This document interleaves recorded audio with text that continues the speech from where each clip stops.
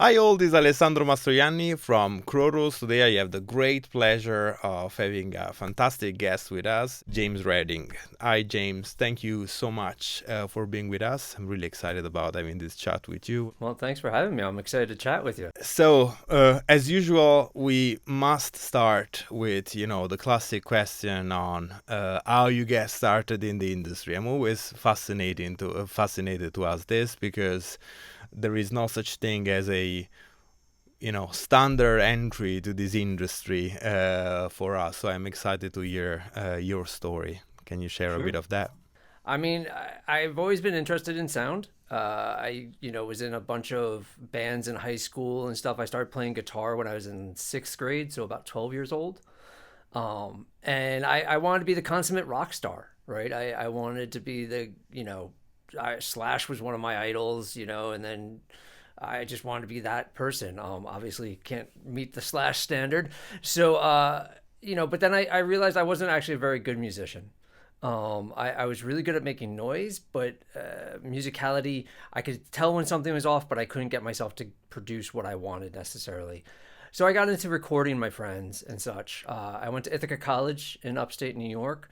And though I started out as an English major for one semester to appease my parents because my mother said I need to have a real job, I shortly transitioned into their television radio department and thought for a while that I wanted to get into radio and music producing. And so I got really heavily into audio production classes. And while I was at Ithaca, I had the opportunity to go to Los Angeles with their study abroad program. And I went out to LA and I was looking for audio internships in LA. And I came across this studio called Dane Tracks. And they sounded really cool. And I was like, all right, let me go check it out. And I went and they were a post production studio. And I got to meet Dane Davis. And, you know, he was working on this film at the time called The Matrix, and I wasn't allowed to tell anybody. It was really really tough, but I just remember being like, "Wow, this is fun," and got to work with the Wachowskis and watch Dane as he created all these wonderful sounds. I mean, coming up with the idea of bullet time and what the audio world would sound like when you're traveling at the speed of a bullet and stuff like that. And I was like, wow, this is exciting. So I went back to finish my degree. And when I got back to Ithaca, I just buried my head in audio post production. And I probably covered about 90% of the senior films that year for audio post between mixing them and doing some sound design and stuff. And when I graduated that year, I used the alumni network of Ithaca and called up Ron Bokar of C5. And he gave me a quick opportunity at C5, but unfortunately, the project he was on was going on hiatus just as I started. But he connected me with another friend of his who went to Ithaca, who worked at a company called Sync Sound. And Sync Sound was looking for a nighttime digital assistant. And I said, okay, sure. So I started off as a 6 p.m. to 2 a.m. shift in the studio, cleaning up and reorganizing systems. And at that time, Pro Tools was version 5, I think. This was back in 2000. Pro Tools was version 5, and not everybody was using it. There was another system called AMS Audiophile, and so some of the editors use that, some of them use Pro Tools, and then they would switch rooms. There were about 12 different rooms at this facility. And so we'd have to move these carts that had basically a keyboard and monitor for the Pro Tools, or would have the control head for the audiophile. And I'd every night I'd be switching rooms for the engineers. I did that for about 6 months or so, and then I got moved over to their big mixing stage, which was Digital Cinema, which was at the time the second largest mix stage in New York. And I started becoming a mix assistant in the afternoon. So I got moved up to 2 p.m. to 8 p.m., which was much nicer on my sleep schedule. I bet. I worked with the great Ken Hahn and Grant Maxwell, and they taught me a lot about mixing. And then a lot of other mixers would come through because, again, being one of the larger stages in New York, Tom Fleischman came through, Lee Dichter came through, Leslie Schatz, Gary Rizzo, Ren Kleiss came through. Everybody who came to New York at one point or another sort of stopped in there, and it was great because I got to see so many different styles and learn so many different ways of people working. But so yeah, I mean, that pretty much, that was 2001 or whatever. And then I started, just doing my own projects. And from there, I've gotten to work on dialogue editing, sound effects editing, Foley recording, sound design, mixing. I've done everything from trailers and commercials and video games up to feature films, documentaries, and television series. And I've been sort of lucky that I don't like to be pigeonholed, and I like to be working. So having such a wide experience, somebody calls me up and they're like, I need a dialogue editor. Okay. I need sound effects. Okay. you know, that's my story and I'm sticking to it. That's actually really cool, and I love the story about the very first small indie project that was Matrix. That what a way to start a career. That must have been fun. It was great because Dane Davis is such a great master and he's so humble and he was just so much fun to work with. And I keep in touch with Dane and we text back and forth. And whenever I'm out in California, I stop in and say hi. And he's still he's a great guy. And just, he taught me a lot of how to think about sound, how to think about, it doesn't necessarily matter what you're using. It matters what it turns out to sound like, which was a lot of fun. I bet that sounds really exciting, and I also love this idea that uh, I'm very much like you. Like I like the fact that even if when you're very young, you're told that you need to heavily specialize on a field because you need to be the go-to guy for doing a very specific thing. But I do see a lot of value in knowing a lot about many things, and it sounds like you're doing exactly that. So like you have projects where you worked as a sound editor, as a sound designer. I know you also have credits as a re-recording mixer, and you briefly mentioned, dialogue editing and all that sort of stuff. So, what would you say that mostly you do sound editor at the moment? Do you have like a specialty that you're doing mostly at the moment? Yeah, I mean, mostly people hire me for sound effects. Most of the time, I'm either hired as sound effects editor, sound designer, or a re-recording mixer for sound effects. I've done full projects where I've done everything, but recently, I'd say over the last couple of years, it's mostly been heavily sound effects, which is fine for me because I personally that's what I enjoy more. Hmm. I it goes back to my musicality and not being quite musical. I still like to make a lot of raucous noise. So, being able to, stretch myself creatively with sound effects, as much as a creative challenge as dialogue editing can be, trying to, clean up something or whatever, just something just more spiritually freeing for me with sound effects. I'm constantly listening for new sounds. I'm recording new sounds, and that's just where my head usually is. Since I think that there is quite a lot of confusion in like people that are not into the industry on what is exactly that a sound effects editor does nowadays. I think that many people confuse it, have like some confusion with Foley arts and what a recording mixer instead does. Would you like to, explain a little bit what it means today? And I also know that it's a bit dependent on projects and budgets, but can you give an overview of what it is that you do? I could try. I've been doing it for 20 years trying to explain it to people, and I don't think they always get it. But, a sound effects editor, one thing people don't realize while watching their programs, right, television, movie, whatever, is that while they're capturing the image, they're trying not to capture more than just the voice. Part of that is just so that we can have control over things later and to keep the voice clear. So when they capture just the voice, everything else is kind of gone and we have to create the world. So as a sound effects editor, most of the time we're tasked with creating the sonic world that you're watching. We're cutting in backgrounds. I think people are always amazed whenever I give a studio tour and I show them that I have layers and layers of sounds that are background sounds that you take for advantage in the real life. Right, this idea of a sonic world around you. You don't notice that there's a vent going and a fan going and a bird chirping and a car passing by.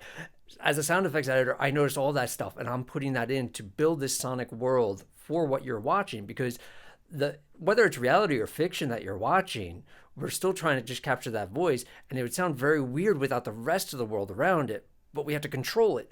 So as a sound effects editor, we're putting in these layers. In some ways, I'd like to say that we're sort of adding ingredients for a cake, right? We're putting in backgrounds, which are kind of like flour, and then we're putting in birds and cars, which are kind of like sugar and eggs, to sort of blend it together and give it a little flavor. And then we're adding some vanilla, which is like the sound design, right? The vanilla flavor and the cinnamon on top to give it that extra spice, extra kick. That's the sound design sort of part of it. And it's all coming together. And then that's where the re-recording mixer comes in, is more like the baker, right? Sound effects editor is kind of like the sous chef, and then the re-recording mixer is a baker, where they take it and they blend it all together and they masterfully craft it and bake it to just that right consistency for your ears, where you sit there and go, this tastes good going into my head. Oh yeah. So that's sort of how I like to describe the two different disciplines as far as editing and re-recording mixing. And Foley sort of gets in there, and people do get confused. I always think of Foley as, I tell my students, I actually just taught this last week. Foley is like the ADR for sound effects, right? We're performing a sound effect in sync with picture, and it's a very specialized sound. Most of the time it's covering footsteps. And Foley is just another ingredient to put in that cake. It's another, it's what makes it either vanilla or chocolate cake, right? You're putting in that extra ingredient that's giving it that flavor. So that's where Foley is its own little specialty. But we're all part of the same thing. We're all part of the same team, and we're all trying to make something delicious. It's just, instead of tasting it with your mouth, you're tasting it with your ears. Wow, this is one of the best explanation of that I've ever heard about the various disciplines of audio post production. Really cool. And while you were, telling this, I was thinking that Matrix must have been a fantastic project to learn on, also because there were so many things that we now take for granted that film completely revolutionized. Like you briefly mentioned bullet time, which has been now exploited to death.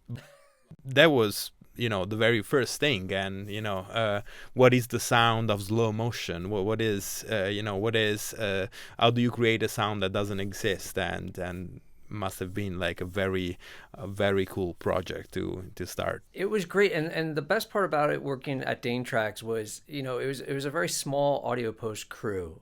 Dane Davis, Julia Evershade, Eric was on it. We had a handful of people on it, and I got to see everybody doing their job. I got to see the dialogue edit. I got to see the sound effects edit. We went and recorded stuff with John Fasal. We went and destroyed Julia's bathroom because she was having it renovated anyway. It was marble. So we went in and, we bashed the daylights out of this marble bathroom and collected these great sounds. And there's the lobby, right? The lobby shoot-up scene is Julia's bathroom being destroyed. And then I got to work with John Roche at Warner Brothers. At the time, he was at Warner Brothers Foley Artist. And we took televisions. We took 27-inch televisions, tube TVs, because you got to remember this was the 90s. So we had tube TVs. We didn't have the flat screens yet. And those vacuum tubes, John Rush figured out that if you took the plastic casing off the TV and just exposed the tube and then threw a brick at it, once you broke that seal, it imploded and came out with this great boom. And it was, we blew up, I think, we imploded like, I don't know, at least 20 televisions in the Warner Brothers stage. But again, I got to see this. I never thought of the Foley artist doing explosions. And John taught me that. And I never thought of, these little glass movements for the bomb in the elevator. John was showing me, oh yeah, if you take these test tubes and you slide them against each other and you get all these. So I got to see all these great different parts of it. And it was such a learning experience, eye-opening experience for me so early in my career that I was very spoiled. So moving on, at Krodos, we are very much into workflow. We are trying to revolutionize like the way that the sound designer approaches the job. So it'd be quite interesting in learning how you start a project. How do you approach it, and what are the differences between the projects that you do. For example, what is the difference between a feature film, not just in terms of budgets and requirements, but also the scheduling of a feature film versus a TV series of things like that. And also, if you could tell us a little bit how Kronos products fit into this workflow, I'd be really interested. So I kind of approach every project the same, whatever their budget is, whatever their schedule is. Um, After having a discussion with the creatives on it, whether it's a showrunner or a director, I dive in and for me, usually it's sound effects. So I start with the background so I can get through the whole project once, just setting up how the scenes are flowing. And really, what I'm trying to do is establish what the flow is. Because as a sound artist myself, I like to have a flow. I like to feel how it's going to move. And so I start with the backgrounds and I get a nice big broad stroke across the whole thing of backgrounds. And then I start going in with details and details and details and details. And again, it's a flow thing though. Like, I don't like spending a lot of time looking for things. I have about close to 4.5 terabytes worth of sound effects at this moment, 400,000 something files. And luckily I have a great database program to search through them. But, so it's all about trying to find that sound that I want to fit in quickly. So where Krotos fits in for me with that is I actually now have a couple of Krotos plugins just in my sound design template for when I'm editing. I have Weaponizer in there, I have Igniter in there, and I have Reformer Pro. And what's great about them is that I can quickly sketch out an idea, if not fully flesh out an idea while working in such a flow. I've talked about Reformer Pro before on YouTube where I used it for this water scene in American Rust, which was a Showtime series. And it was so freaking cool that I was able to just quickly, I had it already in my template. So I just activated it.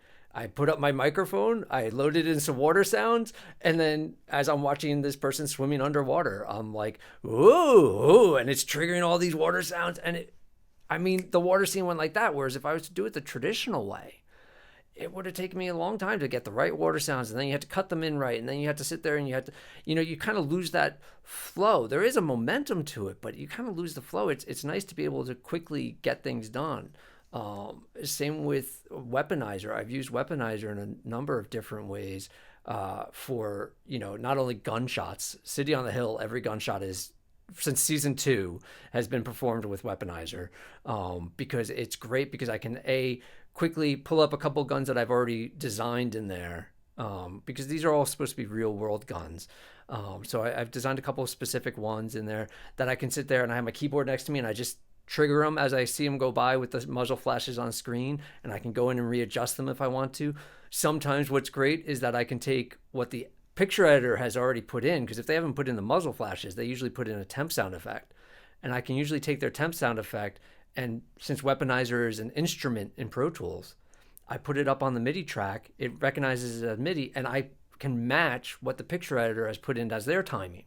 Whether or not I like their timing, that's a different story. But, it speeds up the process that much faster for me getting where I need to faster. Because again, it comes down to flow, especially with a TV series.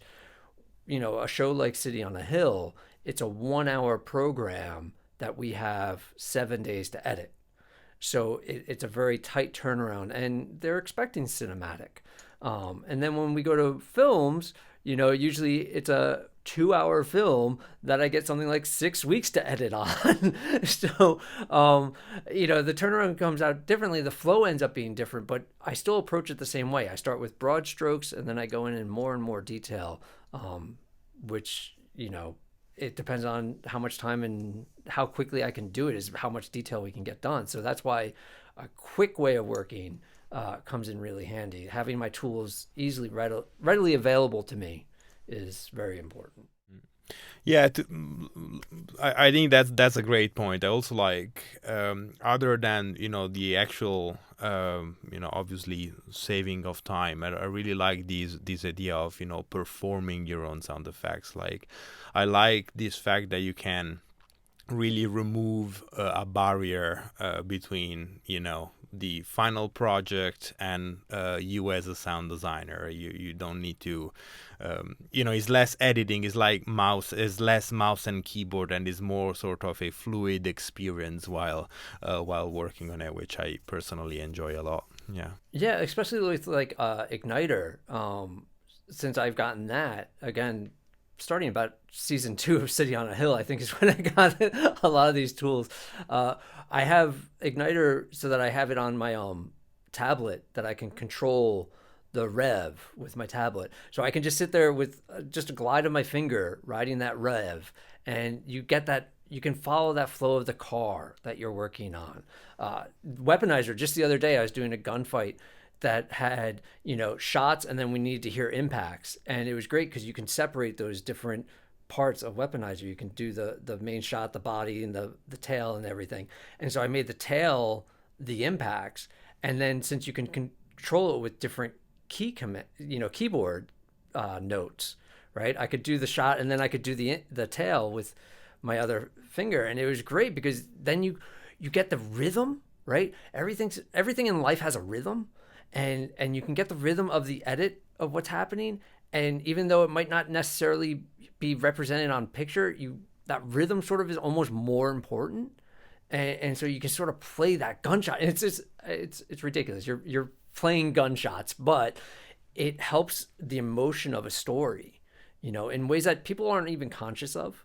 Right. Most of the audience isn't conscious of what I'm doing, and I don't ever want them to be conscious of what I'm doing. But being able to perform it, I can insert myself as an artist onto something, right? In just little ways. That is I tell the folks from Krotos constantly, I'm like, it's just fun. Like, and if there's anything that you want when you're working, right? Like, I didn't become an accountant for a reason, and I'm not saying that accountants don't have their own fun, but in my job, I want to have some fun. If I'm doing this with some of these grueling schedules and not having fun, then there's something wrong. I got to be doing something different. Absolutely. Yeah. Um, if you don't mind me asking, is that your home studio? Do you do a lot of this editorial part of the job in your own house? I do. This is my home studio. I set this up about 7, 8 years ago. I mean, I've had a home studio since I graduated. I've gotten it more powerful, I should say, in the last 7 years. I'm now set up for 7.1 in my studio, and I'm in the process of figuring out how to get ceiling speakers in my space for Atmos. But yeah, I do pretty much for the last 7, 8 years. I've pretty much done everything out of my house. The Americans I mixed in person in New York, but the Queens Gambit crew, I did all my editorial stuff out of my house. I've mixed features here and then gone to studios in New York, California. I did a feature one time. It was so much fun where I did most of the temp stuff all at home. And then I went into a gigantic studio in New York and mixed some of it there, and then got to go out to Skywalker for a couple of days and mix out there. So it was sort of fun to see the translation and know that, as long as you set things up properly to the standard and you sort of calibrate your room, I was able to translate from my home studio all the way to Skywalker, which was just a fascinating experience, and just such a fun campus to be on. That, yeah, but as far as being home, there's nothing. I love being in my home studio. I have my settings, my plugins, my keyboard. I have two different tablets that I use for different triggering purposes. I have one that's an XY pad setup. I have another one that I switch between using Avid Control on and using Touch DAW on as another keyboard so that I can get different octaves at the same time. I have, my little S1. You can't see it because it's in front of me. It's the camera's actually sitting sort of on top of it at the moment. Um, but so like I have my comfortable little spot. I know what it sounds like, and I can drink my own coffee and I can see my daughter, and those sort of things are important. So Yeah, I think it's amazing the way technology has evolved to allow us to do a lot of this stuff from home. I'm seeing it more and more, and obviously the pandemic. Uh, well, I was about to say didn't help, but actually did help into making this profession, this idea of working from home more acceptable at many levels. And yeah, I was actually just talking with another post production mixer. We were talking about headphones, and we were talking about a specific model of headphones, and it was it was like a re-recording mixer in a massive studio in London, and I did all the temp stuff at home on these headphones, and it actually translated okay. Is that like a few adjustments, reverb here and there, but the technology is definitely there, and I absolutely agree with you that those things are. and it's great to have like the flexibility of it. Yeah. Like I said, I've had this studio for a long time. I started off with a stereo setup. When I first started at Sync Sound, I had, what was it, the Digi 001, I think, running Pro Tools, 5 at the time. I could only do stereo. I'd figured out a way how to trick it. It was Pro Tools LE, actually. And I figured out a way how to trick it to have time code before it was allowed to have time code. Like there was no DV toolkit or anything like that. So I learned how to trick it to have time code. And it was great to have that flexibility that instead of having to spend all night in a studio, I could bring stuff home on a hard drive and work on it a little bit. And then, nowadays, unless I have a client that I need to meet with, I do like the comforts of my house, but I will go into the city. I have great relationships with Postworks and Soundtracks and Harbor and Sound Lounge and all these great studios in the city that have great mixers on staff too. But I have a ability to go in and work with them also, and not have to tie up resources all the time. And sometimes I'm working on a small indie that can't afford something that big, so I can mix it here and then go there and finish it up.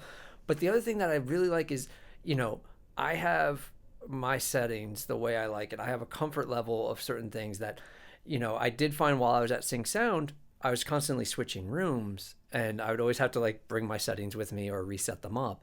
And now it's like, okay, it's only every once in a while that I have the convenience of having to do that somewhere else. And it's great because I always say to my clients, including the studios that hire me from New York, I always say, like, if I work here, I can be more creative faster.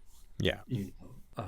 I have my sound effects. I have my database, and not that they don't have the same sound effects. We all have sort of the same libraries. We all have, the sound ideas libraries from like the late '90s and stuff like that. But it's just that comfort factor where you're like, again, finding that flow, and like it's easy for me. Having the Croto Sound Design 2 bundle, it's like, okay, it's set up. I have my microphone right here. And okay, I need to Reformer Pro something, pull it over, turn on my Phantom Power, and go. Whereas if I try to explain that to another studio, that like, hey, so I'm gonna need a mic, and I'm gonna need this, and certain things about it that just make it so much nicer. Absolutely. Let's talk specific projects a little bit, if you don't mind. So you mentioned things like designing gunshots for City on a Hill, and you worked on The Americans, which was a period drama, so obviously its own specificity. And I've actually watched very recently the Queen's Gambit and absolutely loved it. Was obviously massively successful, and I'd be quite interested in knowing, like, I think it's a project that is very interesting to do sounds for, even if it doesn't have like gunshots and other things that we typically associate with cinematic sound design. But what it was to create a sound word for a project that is more psychological, if you want to call it that, or like a real, dramatic story that was, so fun and intense and emotional, but not only. You know what I mean? Yeah, I mean, it was one of those projects. I got to work with such a great crew of people with the Queen's Gambit, and the way it came about was I actually happened to be at a holiday party at Goldcrest in New York, and I was talking with Eric Hirsch, and we'd never worked together before, but we were talking and. He was like, "Oh man, I got this great project coming up. I'd love to have you do sound effects on it." Greg Swatlowski was going to be on it doing dialogue, and I was like, okay, cool. I've worked with Greg before on other projects, and I was like, okay, cool. And he's like, yeah, it's about chess, and I was like, okay, cool. Trying to still sound excited about it, not knowing anything about it really, but they were coming up with the workflow of which, you know, we were going to be doing sort of temp dubs while we're editing and handing them back over to the picture department and then getting them back, and there's a lot of back and forth. And Eric was like, look, I really want you on this because you're a mixer also, so you can sort of pre-dub it and hand it off and I don't have to worry too much about it and everything. I was like, yeah, okay, cool. And then I got the first reel, or the first episode. Actually, the first episode I got was the second one, so I was very confused in the beginning. I was like, I don't know what's happening.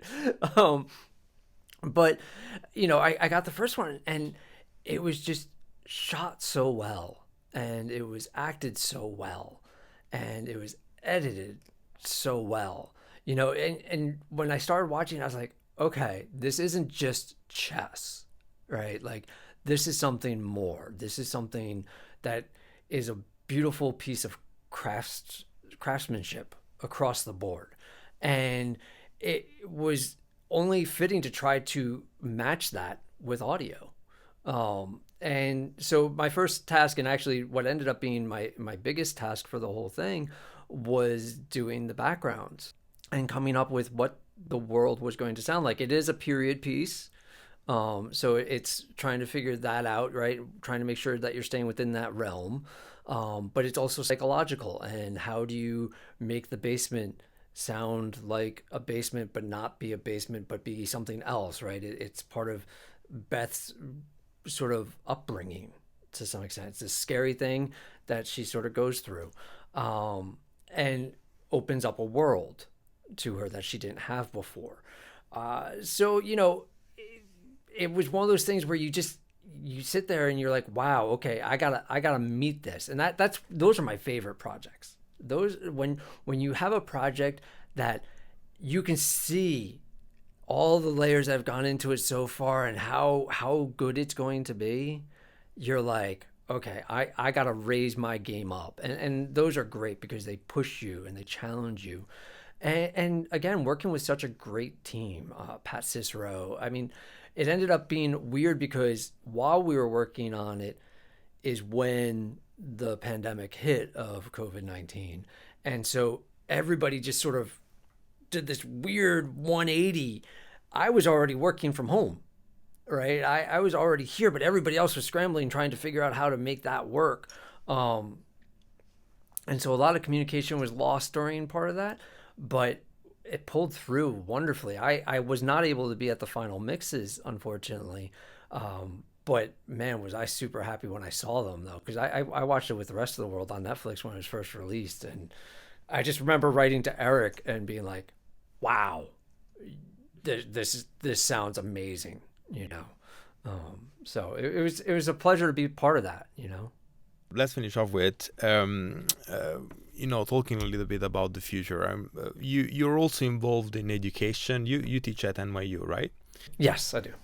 So you have an overview into the young generation of aspiring sound designer look like, and how do you see the role of the sound designer evolving? It's changed a lot over the years. I'm very optimistic about the future of sound.